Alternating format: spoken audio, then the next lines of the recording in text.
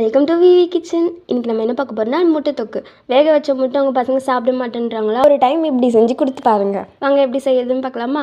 First ஒரு கடாயில் கடலெண்ணெய் ஊற்றிக்கிறேன், கடுகு போட்டுக்கிறேன், அது கூட ஒரு ஸ்பூன் சோம்பு போட்டுக்கிறேன்.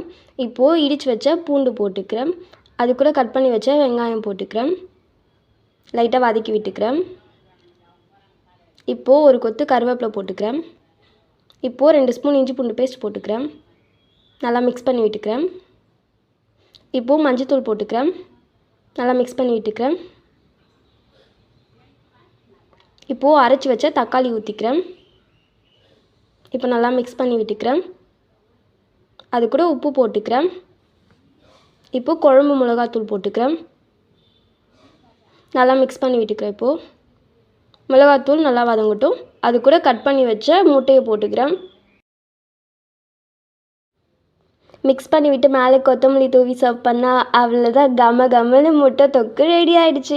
நீங்களும் ட்ரை பண்ணி பார்த்துட்டு எப்படி இருக்குன்னு கமெண்ட்டில் சொல்லுங்கள். பிடிச்சவங்களுக்கு ஷேர் பண்ணுங்கள். மறக்காமல் விவி கிச்சனை சப்ஸ்கிரைப் பண்ணுங்கள்.